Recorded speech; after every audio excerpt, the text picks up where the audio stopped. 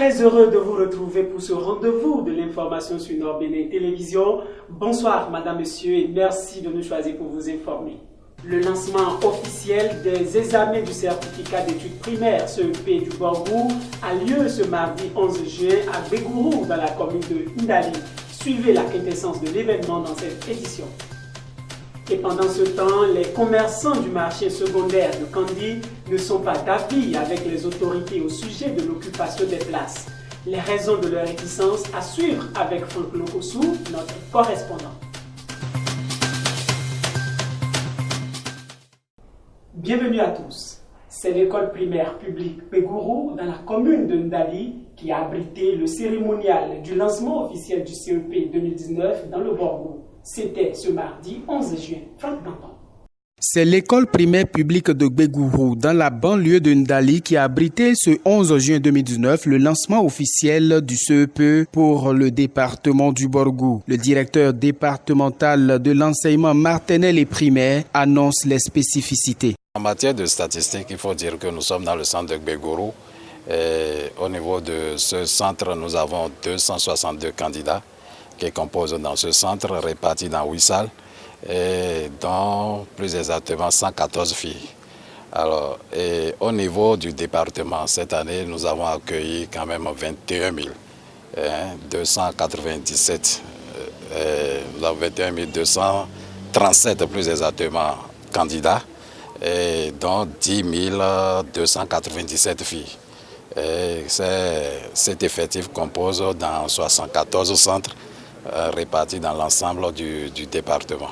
Les autorités politico-administratives ne sont pas allées du dos de la cuillère pour encourager les candidats et prodiguer les conseils. Pour une fois que les enfants me fassent honneur en travaillant très bien et surtout en se hissant à la première place au niveau national. C'est un examen national, donc tout le monde doit aspirer, n'est-ce pas, à être premier. Et le souhait vraiment du maire, donc de l'exécutif et du conseil communal, c'est que nous puissions être classés vraiment, à défaut d'être premiers, d'être en tout cas dans les tout premiers. Et ce que nous souhaitons, c'est que les surveillants puissent vraiment jouer leur rôle comme il se doit.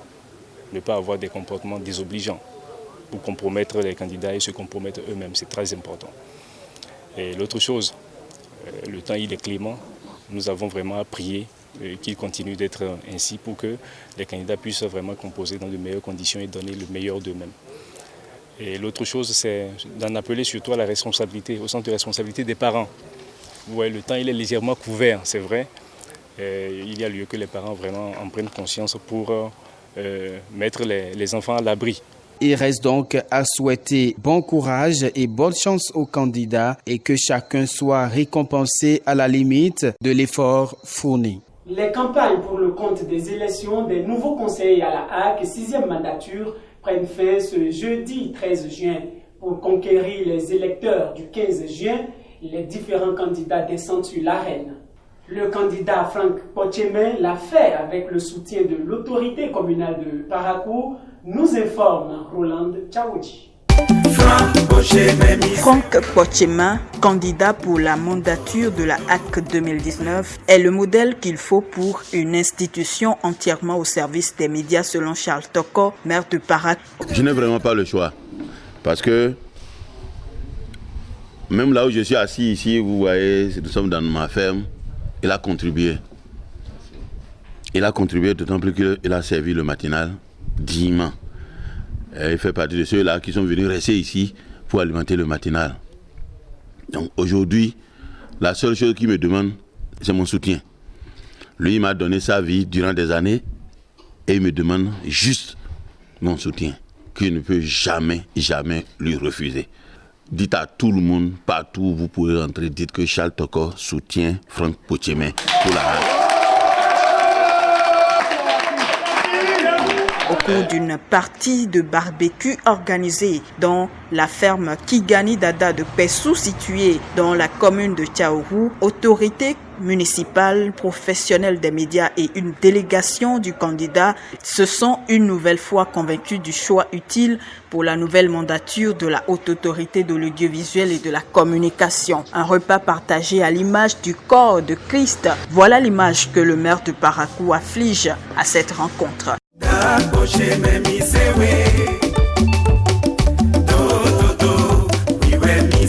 On y reste, mais cette fois-ci avec Emmanuel Dikongé qui nous informe que pour ces mêmes élections, Honoré Atoum est l'expérimenté candidat des techniciens. Reportage. Dans la pléthore des candidatures pour les élections des conseillers à la HAC catégorie technicien, la singularité de celle de Honoré Atoum n'a pas besoin de renchogner contre l'histoire. Pour cette 4e tentative, elle porte l'espoir de l'expérience de la montée de l'ORTB sur satellite, de l'installation de 35 centres d'émission, de la transition numérique et de la bonne couverture radiophonique. Honoré Atoum sait pourquoi il postule. La HAC étant une instance de régulation des médias, j'y vais pour revoir les tests qui régissent les professionnels des médias, les tests qui régissent l'exercice de la profession en République, pour revoir également le social au niveau des agents. Vous savez, dans la plupart des médias privés, exercent ceux qui ont encore le courage, parce que sans convention collective et sans salaire fixe, sans une situation reluisante, c'est-à-dire ayant une situation précaire, ils sont là-dedans parce qu'ils aiment le métier. Et je voudrais qu'à travers ce reportage, que l'on puisse dire à chacun d'eux que je suis l'homme qu'il faut. Au-delà des rêves, le souci est alors de jouer la carte du rassemblement et faire vivre la passion de l'audiovisuel. Honoré Atoum, placé 3e sur la liste de la gauche vers la droite, appelle à faire le bon choix. Ce jour-là, faites le bon choix. Vous serez devant un bulletin unique à 5 figures. Je suis le 3e sur la liste. Vous mettez le cachet sur cette photo et vous ignorez tout le reste. Tous ensemble alors pour cette figure de proue qui saura savamment orchestrer la bague du développement médiatique béninois à l'horizon 2024. Une brève pour poursuivre le journal. Après les échauffourées entre population et forces de l'ordre à Tchaourou ce lundi 10 juin, bis repetita ce mardi, il serait temps de fumer définitivement le calumet de la paix.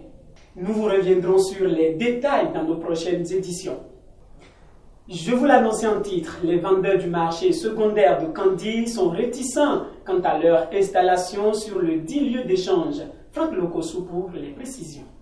Dans le souci de désengorger le marché central Al-Heri, la mairie de Kandi a fait construire sur partenariat PNDCC un marché secondaire au profit des occupants qui encombrent les alentours du marché central de la ville. Situé dans le 2e arrondissement, à quelques pas du site du collège d'enseignement général 2 de la ville, ce marché secondaire créé en 2014 attend encore de voir la majorité de ses occupants l'animer tous les jours. La raison valable de cette situation qui justifie la réticence de certains marchands qui encombrent encore le périmètre de celui du marché central Al-Heri s'explique. Il s'agit en réalité, à en croire les propos de certains occupants interrogés sur le site et du constat fait sur le terrain de l'absence de toilettes et de magasins sur ce lieu d'échange commercial. Du coup, depuis son inauguration 5 ans après, certaines places de ce joyau construit à coups de millions peinent encore à être occupées. Sur les lieux, c'est en majorité les frères de la communauté nigérienne qui mènent leurs activités au quotidien. Et pendant ce moment, les autres places inoccupées reçoivent la visite inopinée des reptiles, des cafards et fourmis mayas en permanence, surtout avec le démarrage des premières pluies. Une réalité qui ne garantit toujours pas la sécurité au sein des riverains de ce marché secondaire. L'autre calvaire que vivent au quotidien les occupants de ce marché, c'est l'absence d'électricité et d'eau potable. À tout cela s'ajoute, selon les témoignages de quelques clients, la position géographique du marché qui ne serait pas favorable à leur déplacement,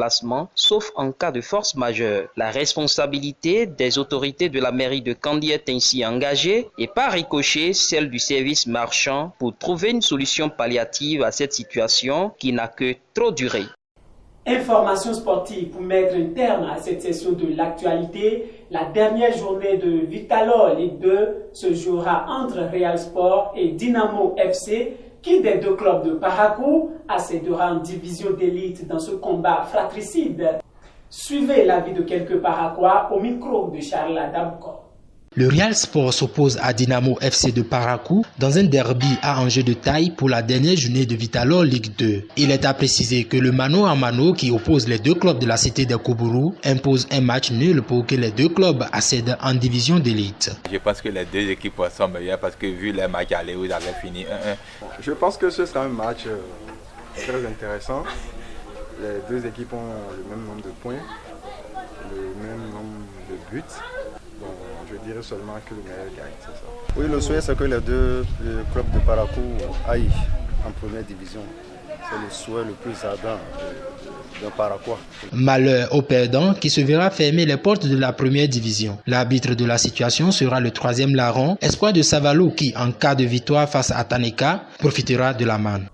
C'est la fin de cette édition sur la première télévision numérique du Septentrion. Toute l'équipe de la rédaction vous remercie de votre fidélité. À très bientôt.